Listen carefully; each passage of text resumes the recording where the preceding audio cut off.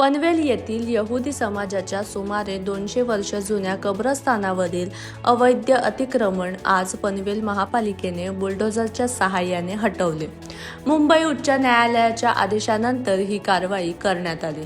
मिळालेल्या माहितीनुसार गेल्या अनेक वर्षापासून एका स्थानिक बिल्डरच्या मदतीने कब्रस्थानाच्या जमिनीवर अतिक्रमण करण्यात आले होते। त्या ठिकाणी सुमारे 9 घरे उभारण्यात आली होती, तसेच एक कत्तलखानाही सुरू करण्यात आला होता। यहुदी समाजातील नागरिकांनी अनेक वर्ष चर्चेच्या माध्यमातून हे अतिक्रमण हटवण्याचा प्रयत्न केला, मात्र संबंधितांनी ते मान्य केले नाही। दरम्यान त्या ठिकाणी एक दर्गाही उभारण्यात आला होता। यानंतर यहुदी हेरिटेज ट्रस्टच्या वतीने मुंबई उच्च न्यायालयात याचिका दाखल करण्यात आली। सुनावणी दरम्यान न्यायालयाने ट्रस्टची बाजू योग्य ठरवत पनवेल महापालिकेला अतिक्रमण हटवण्याचे आदेश दिले। त्यानुसार आज महापालिकेच्या अतिक्रमण विभागाने ही कारवाई केली। ही कारवाई कशामुळे केली आहे आणि किती दिवसांपासून ही नोटीस दिली होती आणि कारवाई होत नव्हती?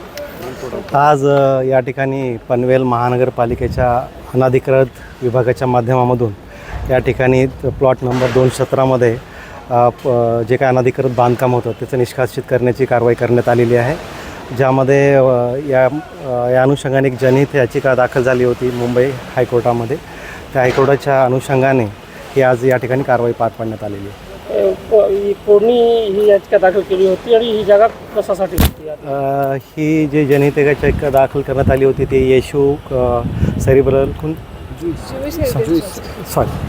ज्यूइश संस्थेच्या माध्यमामधून ही जनहित याचिका दाखल करण्यात आली होती 211/223। त्या माध्यमामधून मागच्या वर्षी 16 जूनला 2025ला निकाल लागला, ज्यामध्ये 3 महिन्यामध्ये या सर्वांच्या सुनावण्या घेऊन अनधिकृत बांधकाम असेल तर निष्कासित करण्यात यावं अशी सूचना निर्देश दिल्यामुळे आज ही कारवाई करण्यात आली। ही जागा कशासाठी वापरण्यात येत होती? ज्यूइश हेरिटेजच्या माध्यमातून त्यांच्या म्हणण्यानुसार इथे त्यांचं कब्रस्थान म्हणजे जे काही अंत्यसंस्कार करण्याची जागा होती असं त्यांचं म्हणणं आहे। किती वर्षापासून हा मॅटर कोर्टमध्ये होता आणि आजची निकाल लागला? हे 2023मध्ये जनहित याचिका दाखल करण्यात आली होती, ज्यामध्ये मागच्या वर्षी 2025ला याचा निकाल लागला। किती घरं होती कारवाई झाली? हे साधारण 9 घरं होते। 9 घरांवर ही कारवाई करण्यात आली। आपलं नाव आणि पोस्ट? मी महेश कुमार मेघमाळे, अतिरिक्त आयुक्त पनवेल महानगरपालिका। माझ्यासोबत पोलीस चे पथक पण आहे, त्यांच्या संयुक्त विद्यमानाने आमची कारवाई करण्यात आलेली आहे।